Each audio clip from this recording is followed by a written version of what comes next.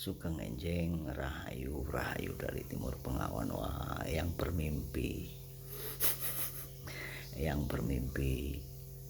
ada komen bilang, wah yang Begawan ini hanya literasi dari Google. Dulur, memang kedangkalan spiritual Eyang ini memang dangkal sekali. Eyang tidak mampu melihat apa yang akan terjadi di masa datang maupun di masa lalu. Mungkin video-video Eyang yang lainnya terbukti atau tidak sebelum Eyang memunculkan video itu bisa dulur cucu-cucu Eyang, dulur-dulur Eyang ini lihat. Terus dari pendidikan Eyang ini hanya lulusan tidak lulus, jadi pendidikan Eyang ini rendah. Itu Eyang akui. Kejujuran Eyang ini mohon dimaafkan dan dimaklumi. Jadi ketika engkau bilang literasinya dari Mbah Google, literasinya ini diketawain, lah kamu itu apa tahu arti literasi? Terus kalau ditanya misalnya pengertian literasi menurutmu itu adalah bukti, kan begitu. Dewi Sri itu ibu bumi, literasinya mana? Mana buktinya mana? Literasinya tertulis mana? Nah, berarti kamu mengartikan literasi itu, cucu-cucuku, itu adalah bukti, begitu. Ya, coba kamu tanya kepada orang yang tahu bahasa, yang pintar. Yang ini hanya orang goblok. Sekarang yang jelaskan dengan ketololan yang ini tadi. Bahasa, ya, bahasa itu berbahaya. Bahasa itu bisa memprovokasi. Bahasa itu sebuah ilmu sihir. Ya, dengan bahasa kamu bisa terprovokasi, kamu bisa disihir, bisa diadu domba dan sebagainya. Nah, ketika ada penulis di sini, di tengahnya ini teks atau tulisannya. Yang ketiga di sebelah sini adalah pembacanya, penikmatnya. Eyang ngomong, ini Eyang penciptanya. Omongan Eyang itu adalah teksnya, narasinya. Pendengarnya ya kamu, cucu-cucuku. Tetapi kebenaran dari Eyang, omongan Eyang atau teksnya Eyang ini, ya, ini sebuah literasi. Ya. Jadi literasi itu bukti atau literasi itu teks atau bahasa? Ya ayo, yang mana? Nah, makanya jangan asal cablak. Nanti kalau asal cablak bingung kamu. Ya, sok pandai menyepelekan Eyang yang sudah tua dengan ketololannya. Lah ini orang tolol nih, tukang angon wedus. Ya, terus dihujat literasinya dari Google. Ya, kalau kamu orang pintar, kamu tahu metodologi. Untuk membuktikan sebuah literasi dibutuhkan metodologi, kebenaran, cara analisanya dengan kebenaran, metodologi. Dan metodologi itu kalau membedah literasi itu ada banyak sekali. Ada struktur, ya, ada format, ada nilai seninya, estetikanya, ya, ada kritiknya, ada formnya, ada genrenya. Sudah banyak banget ya. Pusing yang kalau masalah membahas tentang ilmu-ilmu sekolah begitu itu. Nah, struktur, ya, dari bahasa atau narasi, orang yang suka dongeng itu, ya, strukturnya itu kamu lihatin apakah strukturnya ini yang diulang-ulang itu, bahasanya yang diulang-ulang itu apa, strukturnya bagaimana. Kadang struktur penyusunan bahasanya itu kadang-kadang diulang-ulang. Ketika strukturnya itu diulang-ulang, ceritanya hanya itu aja, berarti itu dongeng dan itu hanya bullshit alias pantat. Tapi beda ketika teks atau narasi itu murni dari dalam jiwa dengan kecerdasan Nur Cahyo itu tadi. Nilai estetiknya, seninya, ini kalau membedah teks atau membedah sastra, nilai seninya itu juga perlu diperhatikan. Apakah estetiknya ini bisa dari postmodern, waktunya kapan, ininya kapan, atau dari modern atau postmodern atau bagaimana. Untuk itu nanti kamu akan tahu cerita masa lalu. Ketika kamu sudah bisa memetodologikan kebenarannya itu, kamu cari, kamu akan tahu. Jadi jangan sepelekan literasi Mbah Google. Literasi Mbah Google itu kenapa Eyang sampaikan supaya kamu bisa mengkritiknya. Ada literasi kritisism, literasi sastra yang kamu kritik ini salahnya di mana, logika enggak. Nah itu loh kenapa Eyang itu selalu menunjukkan Google supaya kamu bisa mengkritiknya, mana yang salah mana yang benar. Bukan hanya jiwa yang percaya tapi jiwa yang mencari gitu. Ndoro Bey.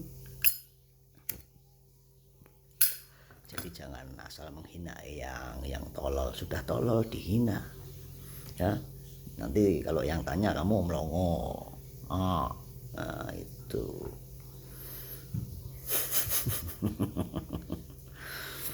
Makanya kembali lagi ke ibu, ini bahasanya, literasinya, sastranya seperti ini. Jadi aduh, yang ini tolol tapi sok pintar. Ya saya akui saya ini tolol, tapi saya tidak sok pintar.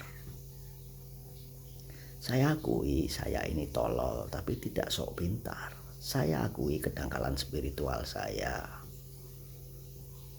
karena saya dangkal kritik lah. Ketika kamu kritik itu membuat kamu pintar. Jadi ketika kamu mengkritik saya dengan logikamu, berarti kamu itu pintar.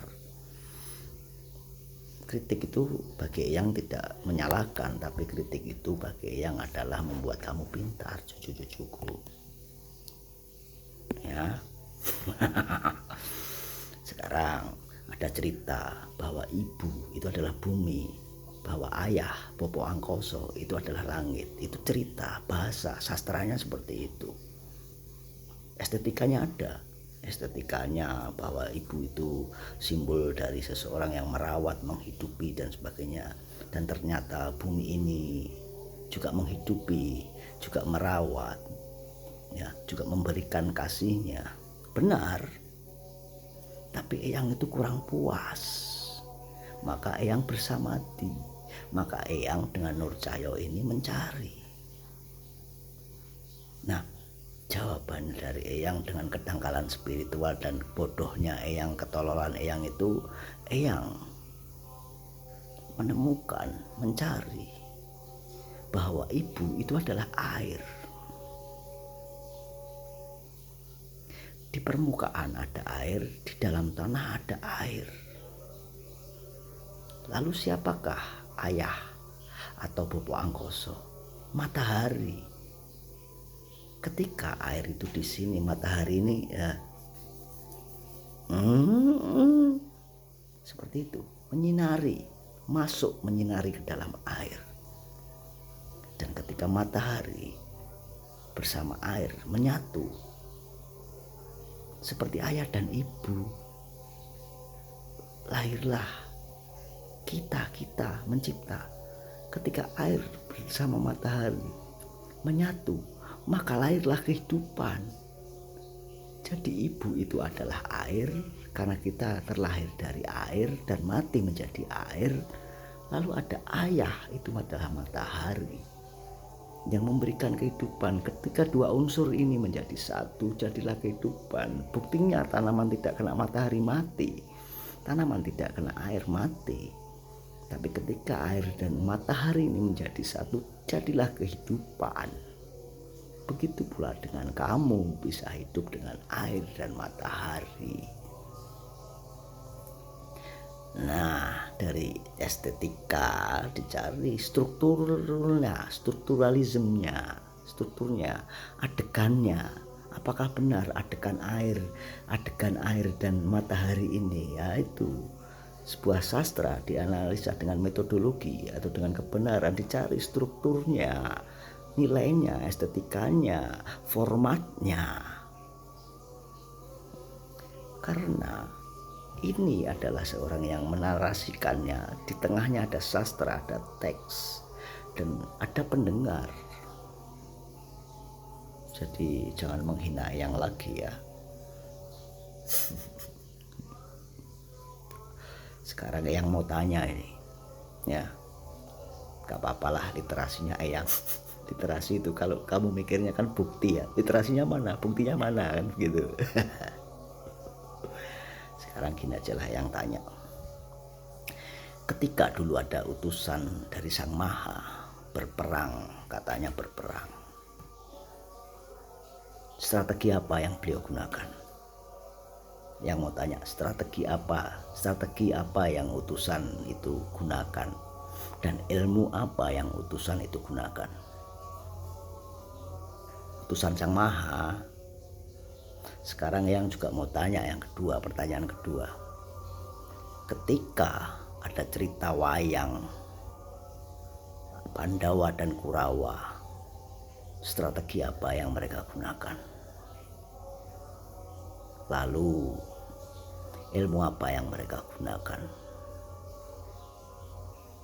Ketika itu dinarasikan berulang-ulang, adegannya berulang-ulang dalam wayang itu, ya ini sastranya seperti itu, kamu gunakan tuh metodologi pembedahan ya secara kebenaran, pakai strukturalisme itu tadi. Adegannya kok berulang-ulang ya, kok ternyata punya teknik-teknik ya, di cerita itu ada tekniknya ya. Ketika Ken Arok, Ken Dedes, teknik-tekniknya, selingkuh, tekniknya ini, tekniknya itu. Kenapa ada teknik-teknik ya, kenapa ada teknik-teknik dan ilmunya ini, ilmunya itu, yang tidak ada di cerita manapun? Berarti ketika ada ilmu, ada teknik yang diceritakan dalam kisah penggalan kitab itu, berarti itu cerita asli. Karena punya teknik. Di dalam peperangan itu ada tekniknya yang diceritakan, yang bisa dicontoh dan pakai ilmu ya. Berarti itu cerita asli. Tapi ketika Sang Maha dan utusannya berperang, diceritakan nggak tekniknya perangnya itu? Diceritakan nggak dia pakai ilmu apa? Nah, disitulah kenapa literasi yang namanya Google itu mbah gunakan untuk kecerdasan spiritual cucu-cucunya mbah. Ya, jadi sekarang udah paham kan? Ketika sebuah cerita itu digunakan dan tekniknya itu ternyata tidak berulang-ulang, berbagai macam teknik. Ketika Pandawa mengalahkan Kurawa, ketika ini Ken Arok menyerang itu dan sebagainya, membunuh gurunya, merebut pusakanya, tekniknya itu tidak diulang-ulang dalam sebuah cerita leluhur. Berarti itu asli. Ketika itu diulang-ulang secara strukturalnya, formatnya, berarti itu cerita dongeng.